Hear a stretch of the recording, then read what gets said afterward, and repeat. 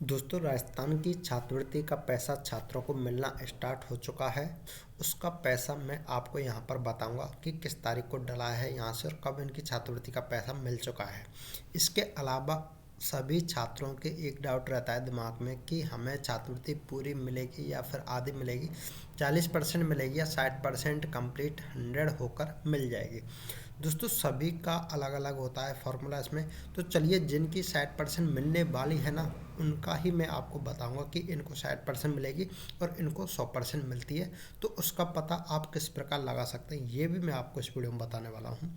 तो अगर आपने फॉर्म अप्लाई कर रखा है और आपकी छात्रवृत्ति कहीं भी पेंडिंग है, कितना पैसा मिलेगा और कब तक मिलेगा, उसकी कंप्लीट जानकारी हम इस वीडियो में देखने वाले हैं। तो सबसे पहले तो आपको मैं ये चीज़ बता देता हूँ कि पैसा कब डला है और किस कैटेगरी का यहाँ से डला है। दोस्तों, अभी ये देखिए, ये एक स्टूडेंट का अपडेट है। एसटी का छात्र है जिसकी टोटल 26,700 रुपये के समथिंग फीस है। बीएड की स्कॉलरशिप है ये, और इनका पैसा अब विभाग की तरफ से डला है ना, वो देखिए यहाँ पर कितना डला है, ये यहाँ पर आप चेक कर सकते हैं। देखिए यहाँ दिया है 27,300 रुपये का इनका पैसा इनके अकाउंट में डला है। और इनकी अगर मैं फॉर्म की स्थिति की बात करूं कि इनकी छात्रवृत्ति डली कब है, किस तारीख को डली है, तो दोस्तों यहाँ से देखिएगा 2 जनवरी 2026 को इनका पैसा इनके खाते में डल चुका है। एसटी के स्टूडेंट है, यहाँ पर कुछ भी नहीं लिखा हुआ है कि कितनी आई है या फिर बाकी और आगे आएगी, क्योंकि इनका कंप्लीट पैसा इनके अकाउंट में आ चुका है। ये स्कॉलरशिप यहाँ पर लिखी हुई है कंप्लीट। जब इस प्रकार का अपडेट आता है ना, उसी दिन ये इनका पैसा इनके अकाउंट में डल जाता है। ठीक है, अब आपको करना क्या है, किस प्रकार आपको पता लगाएंगे कि हमारी छात्रवृत्ति सेकंड और फर्स्ट 2 फेज में आएगी, यानी कि 2 किस्त आएंगी या फिर एक ही किस्त में कंप्लीट पैसा आ जाएगा। 60% का इंतजार कर रहे छात्रों के लिए मैं बता दूं, 60% किन छात्रों को ही मिलेगी, बाकी के छात्रों को मिलती है या नहीं मिलती है। तो चलिए वो भी मैं यहाँ से आपको बता दूँ। देखिए दोस्तों, एक स्टूडेंट हैं जिनकी 2024-25 की छात्रवृत्ति है। फर्स्ट ईयर का ही फॉर्म अप्लाई किया है इन्होंने। अभी स्कॉलरशिप में आप देख सकते हैं 2024-25 की इनकी छात्रवृत्ति का पैसा है ये। और इसके आगे आप यहाँ से चेक करेंगे तो इनका देखिए यहाँ पर देखने को मिल जाएगा कि कितनी इनकी फ़ीस है। बीएड की फ़ीस है 5,000 इनकी, जो काउंसलिंग करवाई थी, बाद में 22,000 इन्होंने जमा करवाए थे। टोटल 27,000 रुपये की फ़ीस है। 27,000 रुपये में अब इनको कितना पैसा रिफंड में मिलेगा। अभी देखिए यहाँ पर 40 और 60% वाला फार्मूला है, वो आपको यहाँ दिख जाएगा। जैसे कि आप यहाँ पर देखेंगे तो आपको यहाँ पता चल जाएगा कि 60 और 40% का फार्मूला आपके लिए क्या कहता है। देखिए यहाँ इनकी अब छात्रवृत्ति है ना, वो मिल रही है 11,580 रुपये। इतनी ही क्यों मिल रही है, जबकि फीस तो इनकी 27,000 है। तो दोस्तों, यहाँ से जब इनका अपडेट देखेंगे ना आप स्कॉलरशिप में, तो यहाँ पर दिखा रहा है कि इस तारीख को इनकी स्कॉलरशिप इनके अकाउंट देखे डल चुकी है। अब डलने का क्या सिस्टम बताया है कि ट्रेजरी बिल जारी हुआ है 4% का। 40% डली है, वो राज्य सरकार के द्वारा डली है।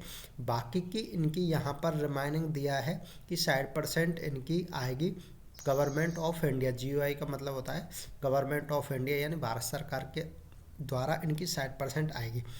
अब 60% जिनको मिलती है ना, उनके स्पष्टली स्कॉलरशिप के पोर्टल पर इस प्रकार से लिखा हुआ आएगा जिनको 60% मिलने वाली है। अगर 60% आपको मिलेगी तो इस प्रकार से लिखा हुआ आएगा। अगर ओबीसी का स्टूडेंट है और इस प्रकार से नहीं लिख रहा है तो उसको 60% नहीं मिलेगी। उसके लिए जो भी स्कॉलरशिप मिली है कंप्लीट वही रहेगी, उसके अलावा जो सेकंड किस्त है वो उनके लिए जारी नहीं होगी।